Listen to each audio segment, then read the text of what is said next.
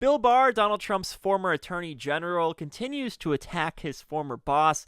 You may remember that last week Bill Barr commented on the indictment having to do with the alleged mishandling of classified documents when he went on Fox News Sunday and said that if even half of the indictment is true, then Trump is toast. He also rebuked Trump's legal team's claims that the matter should fall under the Presidential Records Act rather than the Espionage Act. In full, Bill Barr said that if even half of it is true, then he is toast. I mean, it's a very detailed indictment, and it's very, very damning. And these were big statements, of course, because of who they were coming from, the top prosecutor in the Trump administration for a time, Bill Barr. Trump then responded to Bill Barr's statements by calling him a gutless pig. Well, fast forward to this past weekend, when Bill Barr was on Face the Nation on CBS, and Barr is actually stepping up the criticism. He's not backing down. He's now calling Trump a consummate narcissist who will put his own interests, his own ego, above everything else. He also called Trump a defiant 9-year-old kid and a fundamentally flawed person who engages in reckless conduct. So there's a couple of clips I want to play for you from this interview. The first has to do with the legal arguments. Barr decimates the idea that Trump had the right to take the records under the Presidential Records Act and could simply unilaterally disclassify them without going through a process, telepathically or otherwise. Bill Barr says that he had absolutely no right to do that, and he had no right to possess the documents. The legal theory by which he gets to take battle plans and sensitive national security information as his personal papers is absurd. It's just as wacky as the legal doctrine they came up with for, having the vice president unilaterally determine who won the election. The whole purpose of the statute, the Presidential Records Act, was to stop presidents from taking official documents out of the White House. It was passed after Watergate. That's the whole purpose of it. And therefore, it restricted what a president can take. It says it's purely private, that had nothing to do with the deliberations of government policy.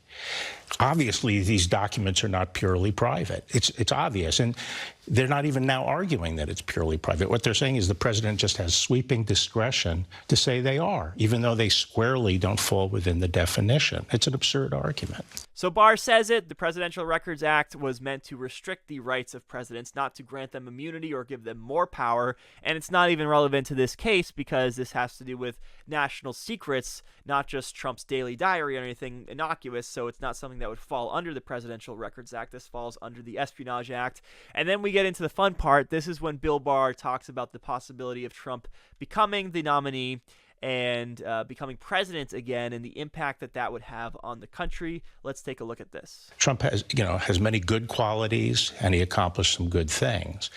But the fact of the matter is, he is a consummate narcissist, and he constantly engages in reckless conduct that puts his political followers at risk and the conservative and Republican agenda at risk. Would he put the country at risk if he was in the White House again? He will always put his own interests and gratifying his own ego ahead of everything else, including the country's interests. There's no question about it. This is a perfect example of that. He's like a defiant 9-year-old kid who's always pushing the glass toward the edge of the table, defying his parents to stop him from doing it. It's a means of self-assertion and exerting his dominance over other people.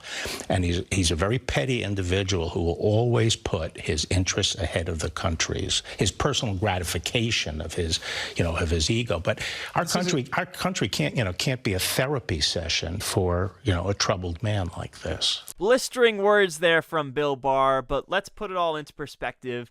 Barr was also critical of Donald Trump when it came to January 6th and the allegations of voter fraud in the 2020 election. He famously would not go along with the plan to try to overturn the election results, and he resigned a few weeks before the end of the Trump administration. But then he was asked if he'd vote for Trump over a Democrat, and he actually said yes, that the threat of Donald Trump is not greater than the threat of a progressive being put into power.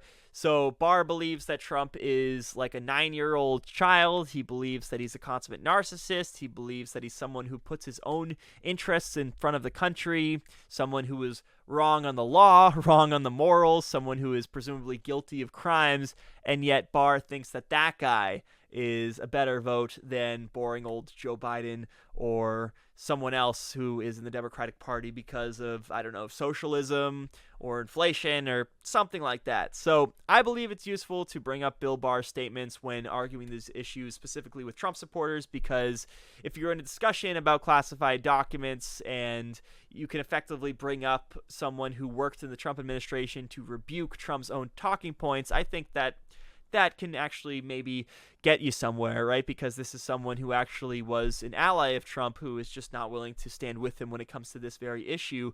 But that doesn't mean that we're rehabilitating William Barr here. It doesn't mean that we can point to him as someone who is morally upstanding and right about other things. It's really just like the same analysis that we have when it comes to George W. Bush, because Bush from time to time will criticize Donald Trump, and we acknowledge that Bush is capable of making coherent points when it comes to the damage that Donald Trump is doing to the country, while not overlooking the damage that George W. Bush did to the country when it comes to the needless wars, when it comes to the war criminality, and everything else that he did during his 8 years. So that's Bill Barr for you. Absolutely, he's no hero or anything like that, but he is someone that maybe you can bring up when it comes to this conversation about mishandling of classified documents, the fact that even Trump's own former AG is not standing by him when it comes to this issue. Let's go to a break, and we'll be back with much more of the David Pakman Show right after this. Did you know that half of Americans are deficient in vitamins A and C as well as magnesium? If you keep your diet nutritionally balanced all the time, you can get everything you need, but half of Americans don't, and it can really impact how you feel. Our sponsor, Athletic Greens, makes it super easy. I mix 1 scoop of AG1 from Athletic Greens into water. It tastes great. I get all of the high quality vitamins and minerals I need from whole food sourced ingredients. I don't have to fumble around with bottles, capsules, individual vitamins, and things like that. I just don't have the time. You should see what's going on at my house. AG1 simplifies everything. I'm covering my nutritional bases for the entire day. Super easy to stick to as well, and dramatically more cost effective than getting all of these different vitamin supplements. Go to athleticgreens.com/Pakman for a free year supply of vitamin D. I've talked about vitamin D many times, plus 5 free AG1 travel packs. The link is down below.